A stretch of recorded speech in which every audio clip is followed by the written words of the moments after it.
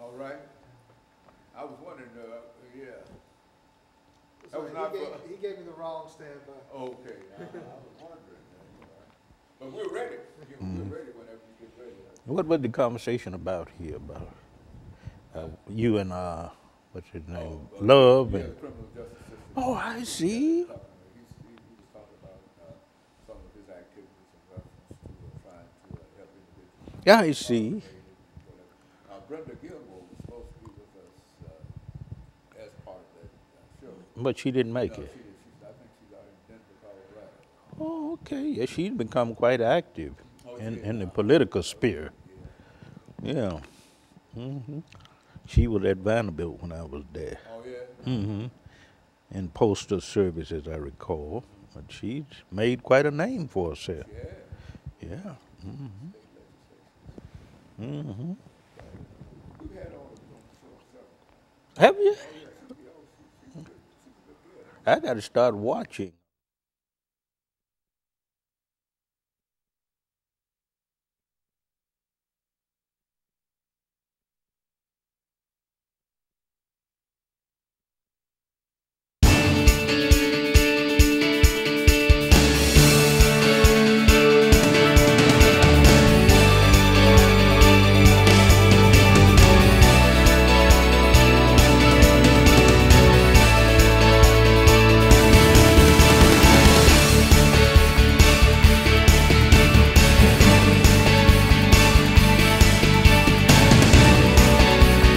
Thank you and welcome to the show this morning.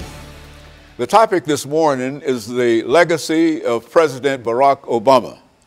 And we're fortunate to have with us to talk about the legacy of Mr. Obama, Dr. Lewis Baldwin. And Dr. Baldwin has been with us on a number of occasions, and he has quite a bit of information in reference to almost all of the presidents, especially the presidency of President Barack Obama. And so he's going to talk about that. But before we get started today, Dr. Baldwin, let's have you to give our audience, those few members of the audience who might not know Dr. Lewis Baldwin from this show, let's have you give them sort of an overview of your background, education, and experiences. And then we'll get into the issue of the legacy of President Barack Obama. I think you'll have an opportunity to pull a lot of things together, since this is his 7th year as the president, and he's probably thinking about the same thing that you're probably thinking about this. Let's do it from that perspective. Well, I'm a native of Camden, Alabama, the so-called Alabama Black Belt. I attended the public schools of Camden, Alabama, Wilcox County, graduated from Camden Academy High School in 1967, and I then matriculated at Talladega College in Talladega, Alabama, which is historically black college, graduating in 1971 with a BA in history. From there to Crozer Theological Seminary, where I received the MA degree in Black Church Studies in 1973, the MDiv degree in 1975. From there to Northwestern University, where I received the PhD degree in American Christianity in 1980. And since that time, of course, I've been writing about politics. I've been writing about Martin Luther King Jr. I've been writing about black religion and culture. And perhaps, Dr. Baldwin, when you finish this show today, you might also be encouraged to continue your writing career by writing about the legacy of President Barack Obama, because I think that that will be a great legacy, and that's what we anticipate today in terms of you talking about that. Exactly. That's what I want to write about, because I think he is a historic figure, and we need to write about him because he's accomplished so much. He means so much not only to America but to the world.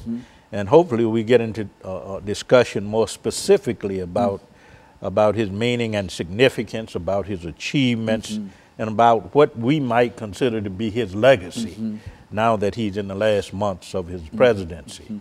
Very good. And so I tell you, Dr. Baldwin, we've got about 2 minutes before this first segment in. Let's sort of give an overview in terms of some of the things that you'd like to talk about dealing with his presidency. I think we have to see the election of Barack Obama, or Barack Hussein Obama, as the most important historic event of the 21st century. We're in the early part of the 21st century. Many would say that September 11, 2001 is the most historic event. But I think that November 4th, 2008, when Obama was elected, this was the most historic event because it had implications not only for public policy in America, but for how we would relate to the rest of the world. And if you look at the reaction to his election in 2008, there was a lot of pride and jubilation on the part of blacks. If you look around the world at the Arab League, for an example, the European Union, countries in Africa, they saw his election as a new era in international relations, and I think that has proven to be true. Many of us thought when Barack Obama was elected that we were in a post-racial era. Oh, that's what they called it. But that has proven not to be true. Interestingly enough, Dr. Martin Luther King Jr. in 1968, and these are his exact words, he said in 1968 that in 40 years we could have a Negro president. Okay, 2008, Obama is elected. But that has not ushered in a post-racial America. We are forced to deal even more specifically with questions of race and gender and ethnic identity and religious pluralism. I think the election of Obama brought all of these issues to the forefront, and we are forced to deal with those issues now. Okay, and so what we'll do, we'll take this commercial break and then we'll come back, and we'll be back with our audience following this very, very short commercial break.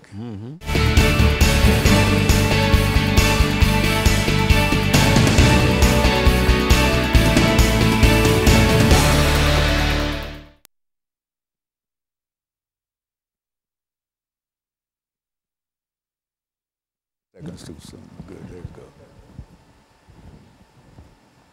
Now this is an 8-minute segment. Okay. This is his achievements. Yeah, that's good.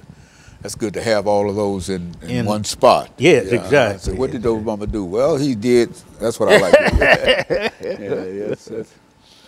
Yeah. How's the weather out there? Is it still? Oh man, it's hot out there. Yeah, that's what I figured. I wanted to go fishing, but I'm not going to be able to do that this evening. You a fisherman? Oh man. Oh no. Do a lot of fishing, man. Oh yeah, you do. Marlbone Lake, Old Hickory Lake. Oh yeah. Yeah.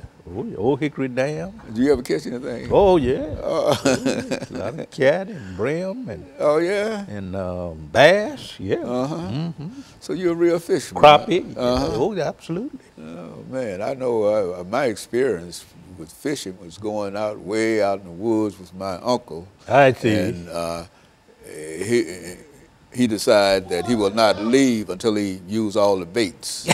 And then he's up there on that end fishing, and I'm on this end throwing in the baits. I see. So I was ready to go, But yeah, I used to go out and I used to stay all day long, go early in the morning. That's what late at night. And come in late at night. Late at night. That's right. I go up to Marlbone Lake in Ashland City.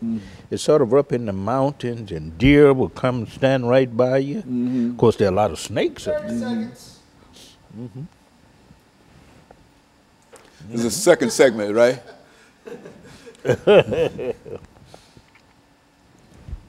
Okay. And so you're going to deal with achievements. Yeah, achievements, yeah.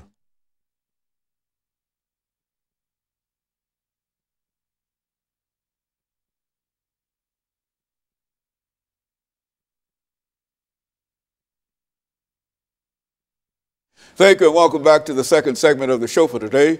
We're talking to Dr. Louis Baldwin from Vanderbilt University, and the topic is the legacy of President Barack Obama. Now, Dr. Baldwin, before we had our first commercial break, I think we promised that we'll give you an opportunity to talk about President Obama from the position of some of his achievements during his presidency. Exactly. Let's talk about I mentioned earlier that the election of Obama was probably the most historic event in the 21st century. We are early into this century. But right after he was elected in 2009, he signed the Lilly Ledbetter Fair Pay Act, which of course guaranteed the right of women to sue for pay equity. So right off the bat, from the beginning of his tenure as president, he made a move that improved the position and the status of women in our society. In 2010, of course, he came up with the Affordable Health Care, Affordable Care Act, Obamacare, as we call it, Obamacare, which was designed to provide low-cost, affordable, quality health care for all Americans. So he moved us along the course of universal health care. And you know from our previous conversations that Dr. King had always said, Martin Luther King Jr., that in order to become the true expression of the American dream, we had to provide universal health care for all people. And Obama made that move with the Affordable Care Act. And of course, later, of course, he came up with the Iran nuclear deal, which was designed to prevent Iran from coming up with a nuclear weapon. Comprehensive investigations, inspections to make sure that Iran did not have a nuclear weapon. And recently, of course, he's done a lot in terms of reestablishing diplomatic relations with Cuba. Him and his wife in March of this year went to Cuba, and he made it clear that he's interested in engaging and empowering the Cuban people, moving them toward democracy, toward prosperity, toward a stable nation. So he's made contributions in that area as well. In terms of the LGBT community, as you well know, a lot is being said now about the LGBT community. President Obama passed a number of pieces of legislation to prevent hate crimes. Okay, good. Not only on the basis of race, but on the basis of gender and sex orientation. He repealed the Don't Ask, Don't Tell legislation. So he's been active in that regard as well. He's done a lot in terms of advancing the freedoms of not only black people, but LGBT people, Muslim people, people of other racial and ethnic backgrounds. I think he's done more than any other president in my lifetime to advance the freedoms of various peoples in our society, ethnic groups, racial groups, religious groups, etc. And so in a real sense, his administration has been one that moved America forward in a real sense. Toward the realization of the American dream. And I think he's often said that he's a product of the legacy of Martin Luther King Jr. And I think he stood squarely in that legacy in terms of promoting civil liberties and the rights of all peoples, irrespective of race, ethnic background, gender, religious orientation. He's been about advancing the freedoms and the civil liberties of people. You know, I'm glad you said that, Dr. Baldwin, because when you look at what is going on around the world today, you find that there is still a great need in terms of having a person with the sensitivity of a Barack Obama in the White House. And so while he might be leaving, we can still look at some of the things that he was able to accomplish and recognize that there's quite a bit to build on. Exactly. Not only on the domestic level, but on the global level. I think Obama, more than any other president in recent times, has been able to engage the challenges of globalization. And globalization has put certain demands on us in terms of how we relate to other countries, in terms of how we relate to peoples of different ethnic and racial and national backgrounds. And I think he's been able to engage the process of globalization on those levels. As well as the environment. That's one of the things that I think about all the time when you talk about globalization and et cetera. This whole idea of climate change and climate warming and et cetera. He's been quite active in that. Getting together with nations like China and other nations to address the issues of climate change and other issues relative to globalization. So he's been, I think, a president with a global consciousness. And I think that's very, very important in these times because we're living in the 21st century and globalization is what what's going. It's about what's going on in our world and how we relate to the world. We are, as Dr. King said in 1968, as Obama says today, we as peoples of the world are interrelated, interconnected, and interdependent. And I think Obama has addressed that in terms of his approach to public policy and international relations. Very good. And so, in a real sense, while the president has served almost his 2 terms, that what do you see as some of the things that might be left? What about voting? See, that's yes, what I'm I think concerned. he has addressed to Suffrage, some extent voting rights. We know that the efforts to restrict voting, voter suppression on the part of many of the southern states especially, Obama has sought to address that issue primarily through his Attorney General, Loretta Lynch, and before Loretta Lynch, of course, the other Attorney General whose name Holder, But he sought to address that issue, and that's an issue I think that needs to be addressed more in the future. But I think he has laid the foundation for that. And he's very much concerned about maintaining the one person, one vote model, which is essential to our democracy, and I think his legacy will be carried on with the next president, hopefully, if that president is a Democratic president, then that legacy will continue. But if not, there might not be a legacy. But I'm optimistic, and I think the country is optimistic in reference to that. So what we're going to do, we're going to take this second commercial break, and we'll be back with our audience following this very, very short commercial break.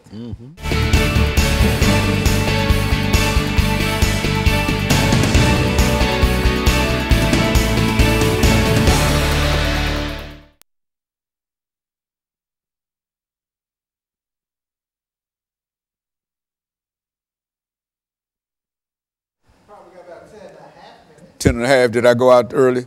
Yeah. An hour early last week. Yeah, I know. We'll have a little extra. Yeah, okay. Eric Holder, I was trying to think. Eric, Holder.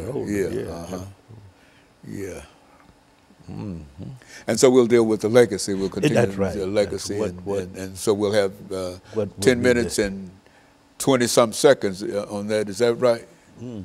Yep. 10, and so you got a lot of time. Okay. And that's your time. Yeah, we'll talk about a number of things that I have in mind. Yeah, well, that's as long as it can give us 10 minutes. That's what we 10 minutes and 20 seconds. You've been with this thing a long time, haven't you? Oh, man.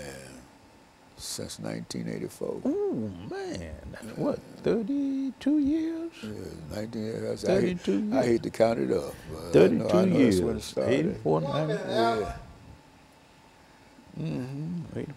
Now, we'll know what got me started. Dr. Frederick Humphreys. I got to tell you that story one day.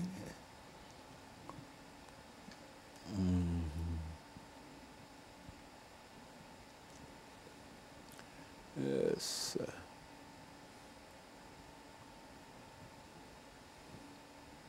I got a minute and 10 minutes and 10 seconds. So got good time. Got good time.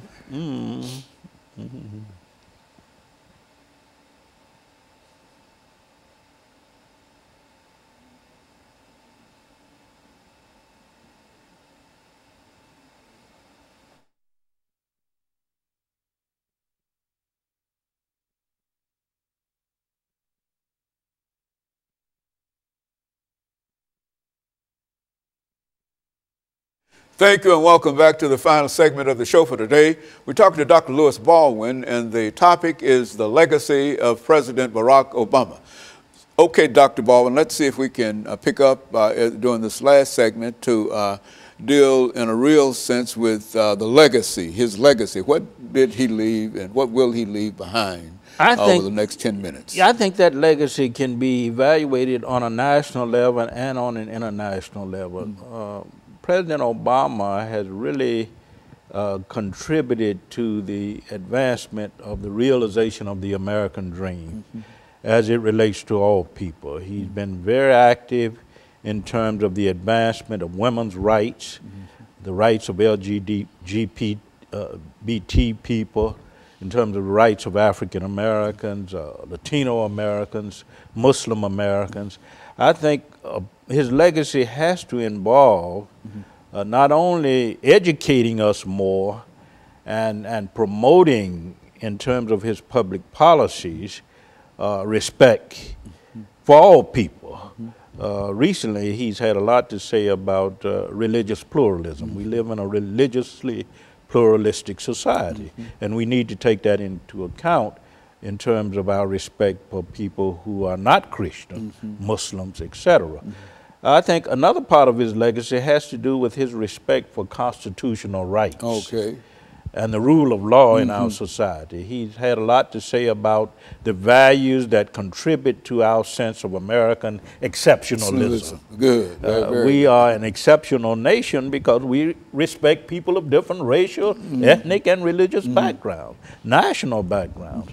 I think one day, and this is my prediction, that we will have a monument to his memory, to his legacy, on the National Mall in Washington, D.C. You think he'll make it to the National? I think he'll make it there. He'll be the second one there with Dr. King. Dr. King and FDR and Thomas Jefferson, Abraham Lincoln. I predict that one day that will happen because more than any other president in my lifetime and perhaps in history, he has advanced this idea of American people as one. A united United States, the United States as a beloved community. I think he has advanced that more than any other president. And he's very concerned not only about issues of racial justice, but environmental justice, as you pointed out, economic justice, political enfranchisement of the disenfranchised. He's concerned about how America is perceived abroad and how we relate to the nations of the world. So I think he has been a global president, and I think that will be recognized by future generations with a monument on the National Mall. Remember, I predicted. Yeah, well, he's still a young man. Yeah, he's still a young man. He's in his early 50s, and I think he will prove also, I should say, to be a force in the Democratic Party in the future. I don't think his impact will end with his tenure as president.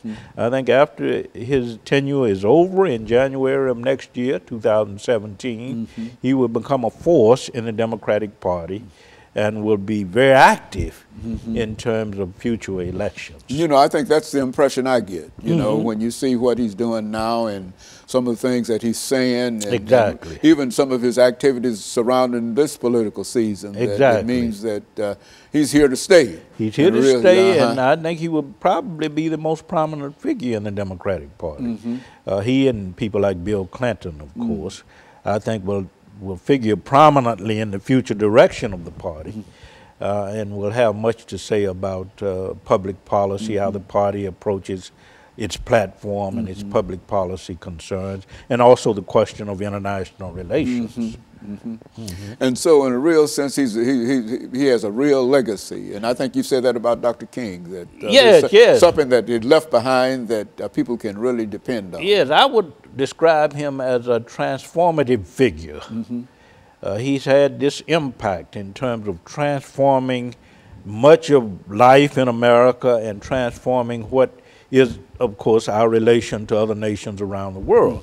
So if you want to talk about a figure that is transformative in our history, particularly in the early part of the 21st century, you'd have to speak of Barack Obama. You know, Dr. Baldwin, I can't let you get away from here without having you to make some statements in reference to political participation. I think that all of us are aware that this is a political season. Yes. And that many of our folks are not getting out to say something. I want you to talk about why people ought to get out and vote, how important it is. Exactly. It is so important. This is probably the most, and I think it is, the most important election of the 21st century, and I say that in all honesty and sincerity, because the future of our nation in this world of globalization is at stake, and we can't afford to elect someone who's isolationist.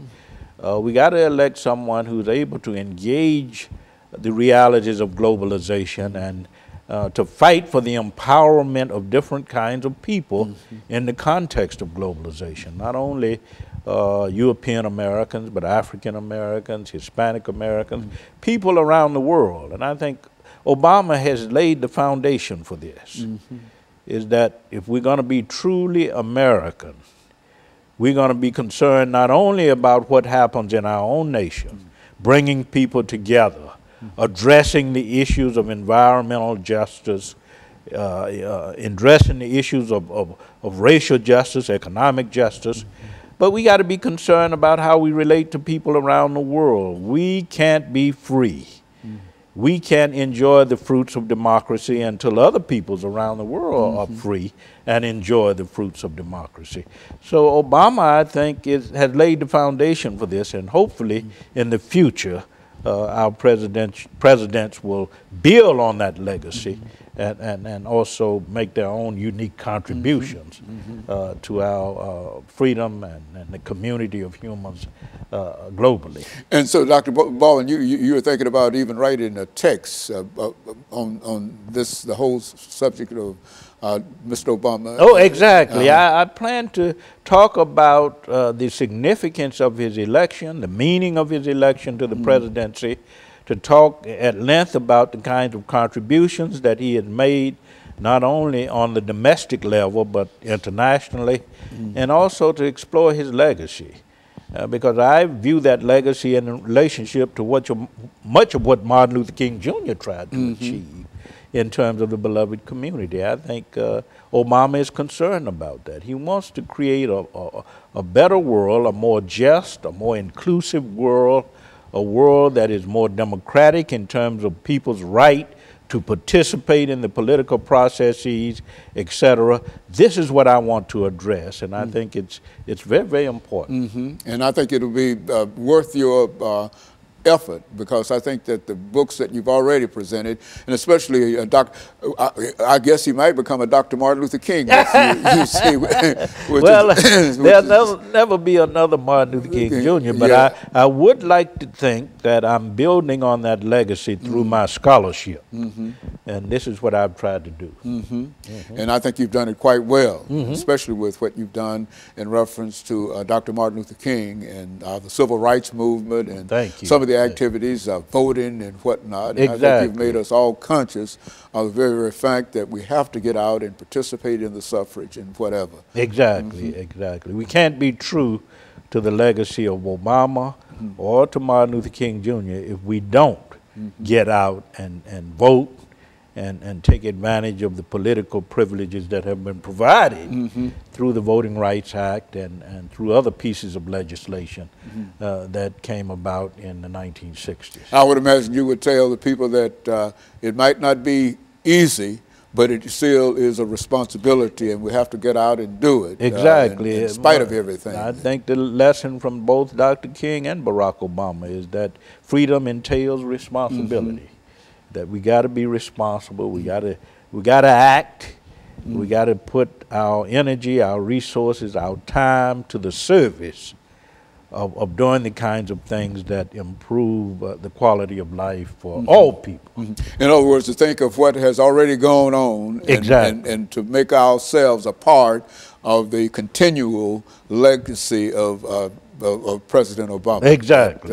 He didn't bring us this far to leave us. Yeah, we got to keep that legacy alive if we are concerned about the uplift and empowerment of all people. Not just some people, but all people. And it's very important that that legacy is sustained. Very good. And of course, Dr. Baldwin, let me thank you for the excellent information. And let me encourage our audience to tune in again next week for another informative edition of Comments. Thank you and good morning.